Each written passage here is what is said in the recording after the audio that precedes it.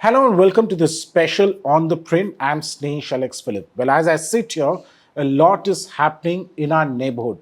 I'm talking about Nepal. In the last 48 hours or so, the government there has fallen. The only government has fallen, right? There has been a kind of a revolution that has taken place in Nepal, if I say so, led by the Generation Z or Gen Z as they call themselves. What has really happened in Nepal? What is the trigger? What lessons can India learn from this?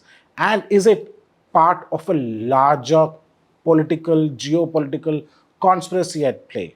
And to discuss this further, I have with me a very esteemed guest, Ambassador Manjeev Singh Puri, who was the Indian envoy to Nepal from 2017 to 2019. So, welcome to the print, sir. Thank you, Snehesh. Happy to be on your channel. Thank you. Ambassador, straight away, the last 48 hours has been, for lack of better words, from a journalist point of view, has been fantastic in terms of developments that have taken place, right? It's a very sad thing also because a lot of lives have been lost. There has been a regime change. What really led to this development there? So, Snehesh, I think it's a very important question that you've asked, and everybody asked the same question. Obviously, the trigger was whatever people say, the banning of social media. Yeah. Now, let me say that's not the only reason, and there are so many much more important fundamental reasons: discontent in the society, unemployment, the economy not doing well, and a complete and total unresponsiveness of the government and the politicians who people perceive to be absolutely corrupt to the core. Yeah. Now, some other elements to that were that over in the last several years, the leadership of Nepal has rotated among three people. Yeah. Mr. KP Sharma Oli, who was the Prime Minister now, Mr. Sher Bahadur Deoba, who's been Prime Minister 5 times in Nepal, and Mr. Prachand. And so for people, there was a kind of closure in terms of leadership and who you could appeal to. And they looked at all three of them, even though they are coming from different political parties and affiliations, that they were all chips of the same block and that they were all actually in cohorts on this corruption and not listening to the people. And then something very interesting happened 2 years back. The two largest parties, the Communist Party of Mr. Oli and Mr. Deoba's Nepali Congress, came together in a grand coalition. Now, while this may be all very well in a country like Germany, in our kind of societies, this means complete stifling of parliamentary dissent. There is nobody to talk to you. So there was no one willing to listen to you. What does it do for people? For activists, etc., it leaves no other choice. So when Mr. Oli decided to ban social media, and I'll come to why social media is important in Nepal, decided to ban it, what did the activists and others say? This is the thin edge of the wedge. What do? We have nowhere else to go to. In parliament, there'll be no debate. All the parties are on the same side. These guys are not listening. Social media is critical to us, if for nothing else, to vent our frustrations against the government. And so they came out. And now I'll just make a little point to you. Nepal has seen public mobilizations many times in the past. There was the time 2006-7 when the monarchy was finally abolished. There have been times when the Nivar community has come out, many. But it would appear to me that this time the mobilization was good, but the authorities found themselves caught unprepared and possibly acted in a manner which is ham-handed and reckless. The police fired on them.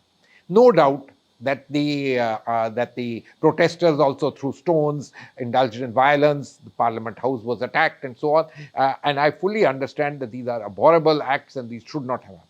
But the police in Nepal, especially in Kathmandu and in the Pahadi areas, which has usually not acted in this sort of manner, such deaths are uncommon, unlike in the Madhes in Nepal. The reaction and the reaction to the photographs, etc., was absolutely, let me say, people were aghast and there was a cry that, we need to take some kind of, if I may use the word revenge, we need retribution, we need accountability. Our children have been hurt. And this is something that then led to all. Now, why is social media, etc., important in Nepal? One, I think we need to realize that Nepal is, as a society, quite changed and different from India. It may be a poor country, they may be wear the same clothes as us, but let me just explain this to you. But more than 20% of Nepalese live overseas, and it's not in India. They live in the United States, they live in the Gulf, they live in Southeast Asia, they live in Australia, in Europe. 25% of Nepal's GDP is remittances. Yeah. So this is a society which over the last 30 years has changed a lot. Has have global outlook. Absolutely, and awareness. Secondly, the Maoist insurgency in its aftermath brought about a large number of Western agencies, NGOs, the UN, and even the church organizations in large. So, a kind of, let me say, awareness in the society, a kind of understanding of the world, and along with it came the fact that aspirations rose tremendously, but the Nepali economy's abilities to meet these are not there. Politicians keep promising Switzerland, but you are a far cry from Switzerland at a per capita income of less than $1,500. People's only way out is to migrate. Not very easy, and those who remain, they became frustrated. Social media allowed you to vent that, quite apart from being in touch with your friends and relatives overseas. When you banned this, it was really striking at something which hurt people. Remember, many of those who were left behind also used social media for simple livelihood earnings. We know all this, apps and so on and so forth. And so, therefore, this thing exploded. The ham-handed handling of the matter blew the things up. And for one day, you really did have a kind of mobocracy which took place. Why were politicians attacked? Because they were the simpler, straightforward thing. Mr. Oli's personal house was burnt. He was himself protected. He was the sitting prime minister by the army. Mr. Sher Bahadur Deoba was himself dragged out, humiliated, and so on. We've seen all these sites, terrible, absolutely unacceptable. In some senses, isn't this the Sri Lankan playbook that happened? Very different from the Bangladesh playbook. Yes. Very different. This is the Sri Lankan playbook. Why do you say that? Why is it different from the Bangladesh one? Because in Bangladesh, let us agree that there were many other sets of issues, sectarian, ideological, etc. In Sri Lanka, and Sri Lanka and Nepal are a very interesting parallel, one to the north of India, one to the south of India. Both not governed by the British Empire. Sri Lanka by a different British government, not by the one which ruled New Delhi. Nepal was always an independent country, of course, paying salams to the British power and directly to London, by the way. So, what happened in Sri Lanka? COVID induced tremendous economic recession. The Rajapaksa regime being completely, let me say, corrupted like nobody's business. What were people left with? No other choice, come onto the streets. In Nepal, in some senses, you have the same thing. A regime, a government which is seen by people as rampant corruption. They're clamping down on the last thing that you can do. What is left? And there's no abilities to parliamentary dissent. You come out on the streets, ham-handed actions. In some senses, I don't want to defend this. I have no business to defend this because I abhor violence of any kind and humiliation of any person. I fully understand mistakes made by the civil administration in handling it, and they need to be, taken to task for that. But I also understand the kind of akrosh, as they say, the people's desire, they're venting for revenge and anger, especially when you see little children in school uniforms being shot with bullets through their heads. It raises a kind of thing. And that particular thing happened. Was the army kind of sensible in letting it play out for a day? Again, the Sri Lankan playbook would say yes. After that, look what's happened in Sri Lanka, elections, normalcy, etc. Bangladesh, that's why I say, is a different thing, and let's not conflate these in that sense of the term. So, you made some very pertinent points. One is that generally people in India tend to, project or tend to believe that this was actually a protest against the social media ban, right? So there are some who would say, just because Instagram is banned or just because Facebook or WhatsApp is banned, this protest is taking place. But you mentioned that there is more serious, deeper issues, because viewers and people that I speak to in Nepal, they talk about the fact that social media was filled of Nepo kids, as they say, and it was bringing out the corruption in the government. But so, Did the ruling class or did the political class in Nepal lose touch with the sentiment on the ground? Because a week before, Prime Minister Oli was in China. He was walking down the red carpet, hobnobbing with who's who, who were there at the SCO summit. He also did have a conversation with Prime Minister Modi. Did the political class really, and which is this new class? Gen Z said that the president and the prime minister has to be a Gen Z, right? So what happens now? Who really takes up the leadership? So let me take this back. When you have complete parliamentary control, you think you have everything, isn't it? And you start losing, surely, the pulse of the people. And in fact, you stop caring for it. Obviously, social media was putting out all these things about Nepo kids and so on and so forth. And to quote Prime Minister Oli, they were disparaging Nepal. That's the standard way in which everybody reacts to anybody else's criticism. The higher you up in the ladder, the more thinner the skin that you have in taking it. That's also something which we know. We know it in every other country in the world. Exactly. Let me leave India out. Let's look at the United States, isn't it? These sort of things are happening. But let's try and understand this a little bit more in some degree of greater detail there. Look, the Gen Z has made a lot of these points about the involvement, but I want to take you back to the last elections in Nepal a few years back. Yeah. When this election happened, it threw up a hung house. That's normal, and they form coalitions, especially between the three of them. It's usually maybe Prachand and Mr. Dyoba, or Prachand and Dyoba is usually the alu in the mix because it's the smallest party. 2 years back, Mr. Dyoba and Mr. Oli decided no alu. We will join together. Yeah. Now there was no parliamentary dissent. But something very interesting had earlier happened in the election. Out of 275 seats, 20 seats went to a party founded by a young person called Rabi Lamichhane. Yeah. Now, people may say anything that he has lots of stains on his character, etc. That's fine.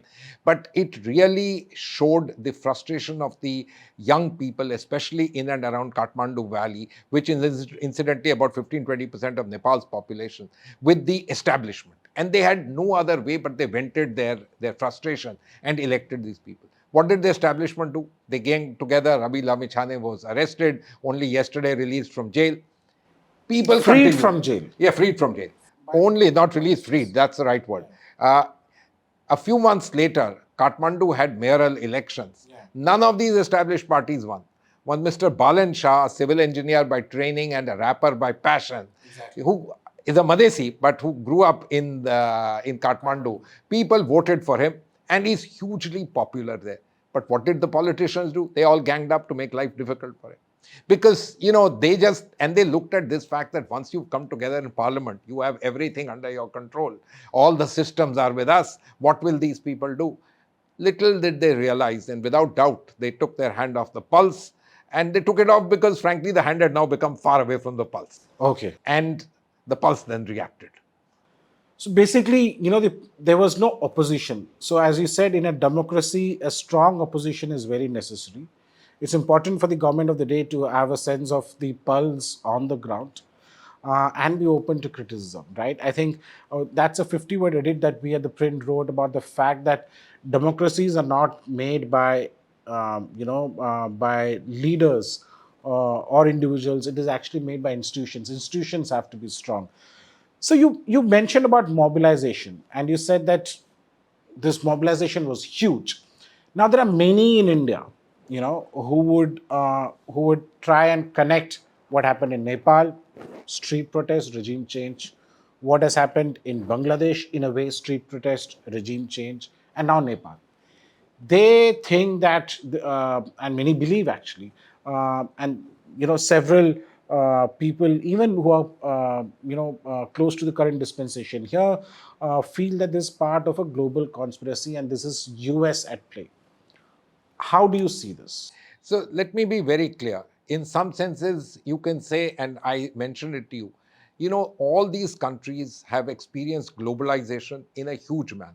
We had 197 years of colonization. We are the world's second largest English-speaking country. We think we are already globalized. Yeah. But these countries saw globalization, saw its benefits in terms of percentages of their GDP, etc. For Nepal, almost for the first time. Till the 1990s, passports were a rarity in Nepal. Yeah. The monarchy hardly let anybody go outside other than the Gurkha soldiers. And now 20% of the population is overseas. Look at the change which has come about as a result of all this.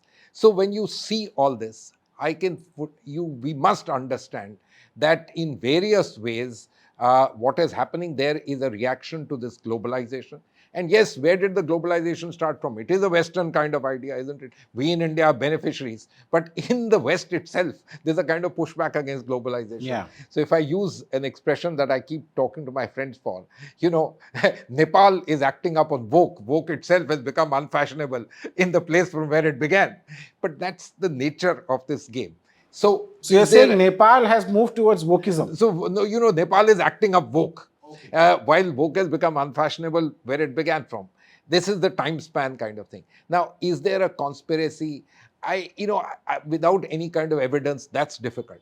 But is it as a result of these Western ideas, thoughts, etc., European ideas, liberalism, whatever you may call? And in Nepal's case, certainly the presence of the NGOs, the presence of activists, the church, etc. There is a kind of, let me say, modernization, if I may say so, and so on, which is of that liberal variety, which asks accountability, which feels empowered to be asked for that, and there's a kind of awareness among the people. There's no doubt about it. The same thing happened in Sri Lanka. In the case of Bangladesh, my view is, yes, all these things did certainly play a role, but I think there were other geopolitical as well as sectarian issues, which played a different kind of role here. This, in the case of Nepal, to me, appears to be somewhat, if we have to draw some kind of parallel, like the Sri Lankan playbook. In Sri Lanka, there was some kind of elements of the Chinese presence. Were they beneficiaries as a result of the Rajapaksa government going? I don't think so. Would the Chinese be beneficiaries of this? Again, I don't think so. But at the end of the day, remember, India is such a large country. China is also a large country. Nepal is in that very difficult geographical situation of being situated between the two. A degree of modicum of relations for these countries as well as for the Nepalese becomes self-important. And I think that's a very critical element, even going forward, no matter the change. So, like, Oli at one point of time was considered to be close to India, but in the current regime, he had moved very close to China, right? And he's the only Prime Minister of Nepal who's not visited India since he took over, right? This time.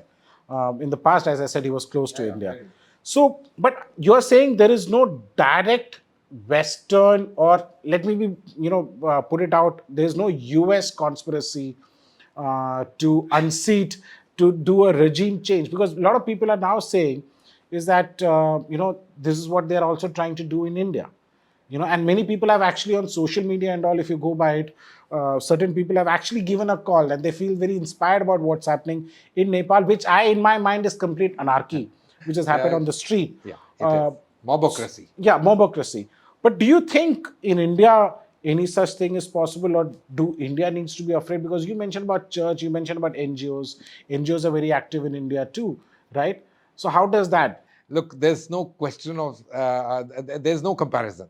The scale is completely different. We are a massive, huge country with large institutions which are very well established, including our law and order. So I don't think we should even compare and make these talks. I have no idea why people raise this. I guess figments of imagination cannot be restrained. Look, a great US, you think President Donald Trump even knows where is Nepal? I don't want to get into the word that he used to describe Nepal and the way he thought it's pronounced. We won't get into this. How is he benefited? I would believe that he's trying to do a deal with Xi Jinping. Yeah. He's also trying to do a deal with us. Yeah. So how is he benefited by doing all this? The previous government, which had the Nepali Congress in it, they signed up to the MCC and everything else that the West wants. Anything that they wanted was going on. They wanted limited amounts, all that was happening. So this great grand conspiracies from where? In the Sri Lankan case, people looked at the Chinese. No, that wasn't the case. Or that, where is the gain? It's not so apparent. Is regime change an answer just for yourself? I think there should be little doubt in our mind that if it's this Gen Z and young people, etc., in some senses, as far as we are concerned, any sustenance that you could have drawn from the old conservatives, etc., becomes less. You become more, people ask you the questions. They're also coming around for the first time. You mentioned Mr. Oli. There's this old thing about the Mahakali Treaty, which was signed when Dioba first became Prime Minister when I started my career. We are talking about sometimes in the early 1990s, and everybody opposed it, but Oli, as the leader of the Communist Party, supported it. So there was a feeling he was with us. But the 2015, you can call it blockade or whatever, that allowed Oli to ride high on an anti-India sentiment. See, let's remember something about Nepal, and that is the easiest thing to stoke to get political mileage in Nepal is anti-Indiaism. That's the nature of the society which has got structured there from hundreds of years. Even Prithvi Narayan Shah and the monarchs, the one thing that they were very careful about was, we are not Indians, we are Nepalis. And that's something which we in India don't seem to understand. We say, hum ek hain. They say, हाँ हम आप जैसे कपड़े पहनते हैं, हम पशुपति नाच जाते हैं, सब कुछ करते हैं, but we are Nepali. And this identity business is at the base of all of these particular things and remains very important. So Oli rode on that, and therefore after that, of course, it became his, let me say, leitmotif. Why not? Secondly, let's remember, the Chinese economy has gone places. The Chinese abilities to do things have gone tremendously in various ways. We've done well also. And in fact, let me tell you, when I was ambassador there and Prime Minister Oli got re-elected, some of the biggest things that we have done happened at that time. Prime Minister Modi visited Nepal twice. He was in Janakpur, the thing that didn't happen previously, addressed a meeting of more than 100,000 people, Nepalese people, which again, in my opinion, is some kind of a big record, and received with warmth. We set up the oil pipeline. All the integrated checkposts got done. So, work gets done in various ways, and so on, things happen. But Mr. Oli has used this as a bandwagon to get himself in on all these particular political. It's the politics. And identity politics used to fetch votes in Nepal. I am not sure it will not fetch even in whatever dispensation whoever comes about. Interesting, because after the initial first day of protest, now there are reports coming in of establishments belonging to, let's say, not Indian establishments, but let's say belonging to Marwadis and others, traders who've gone from here to Nepal, settled down. They're actually Nepalese citizens, if I'm not mistaken. And some of the Indian journalists also who've traveled to Nepal, I know of somebody who was staying in a hotel. The hotel was ransacked, his passport, his money, clothes were all burnt. There was another Indian journalist who got thrashed yesterday. So there is a lot of anger. I'm not saying there's a lot of anger only at Indian media, but there's a lot of anger against India also, which is at least starts coming out on the streets. So, How concerning is that, and why is that? Very concerning. And I want to tell you this.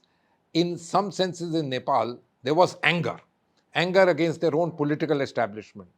But there are forces in the Nepalese society as such, which invariably find ways of turning around any anger to be something to do with India. That's the easiest thing to do. It's happened for 200 years in that country. And this is exactly what I see.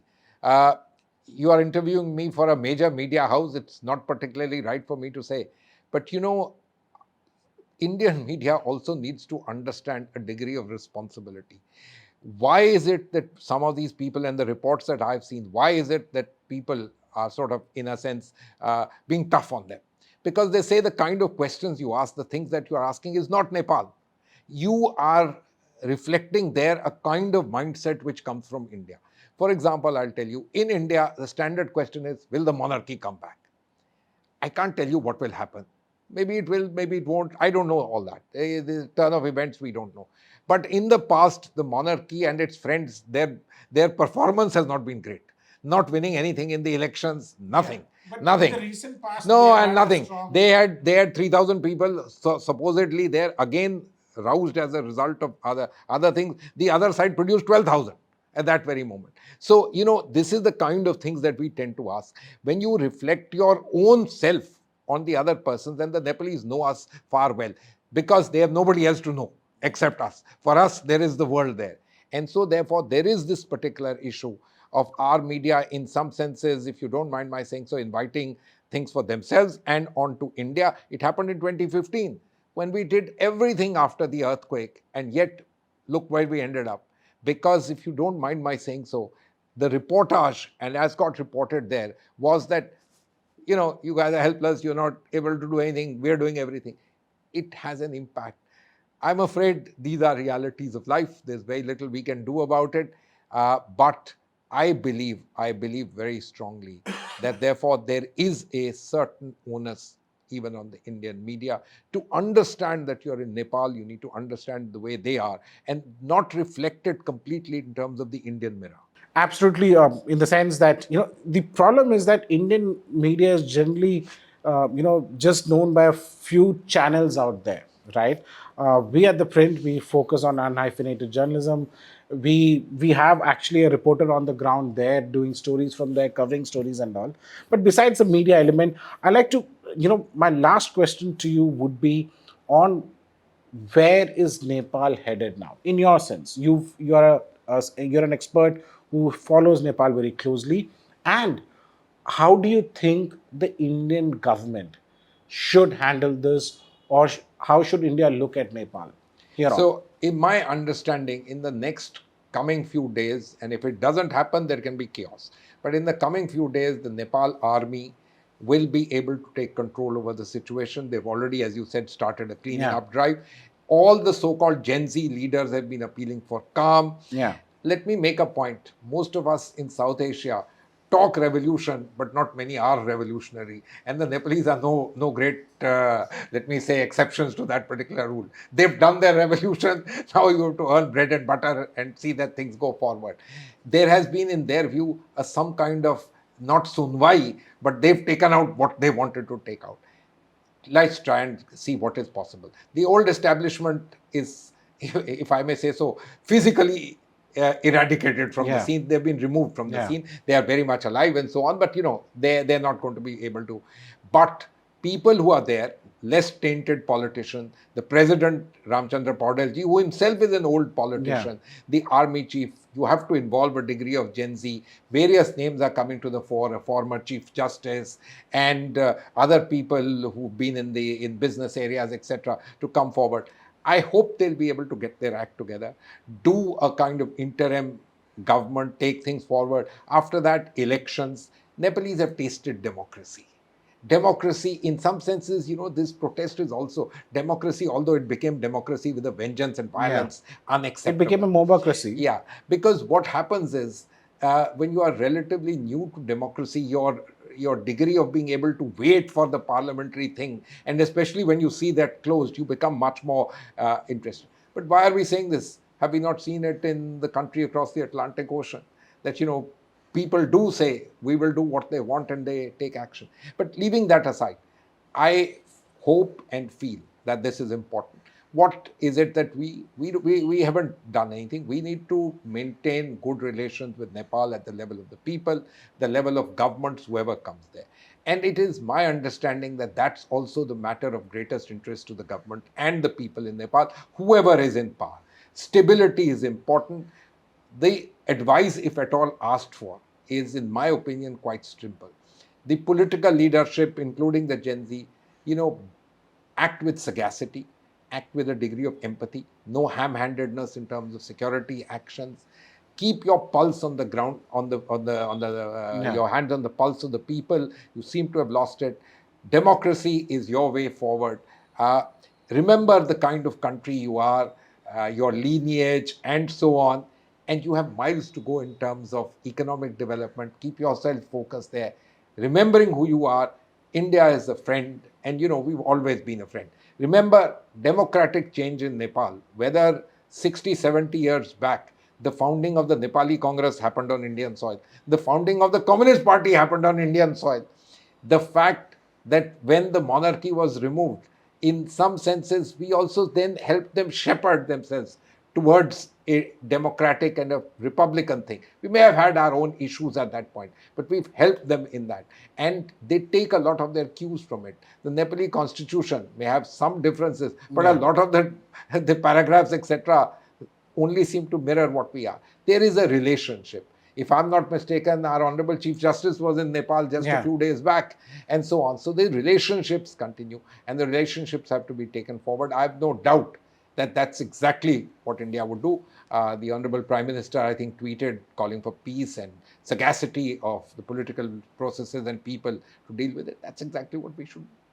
Well, thank you so much, sir, for speaking to the print. I think viewers, one thing is very clear that Nepal, you can't look at Nepal through the prism of Indian interest or through the prism of Indian identity, right? A lot of things has happened in Nepal, and as Sir rightly mentioned, Ambassador mentioned that we all hope that stability returns to Nepal because a stable Nepal is in the interest of India. But thank you so much. Thank you.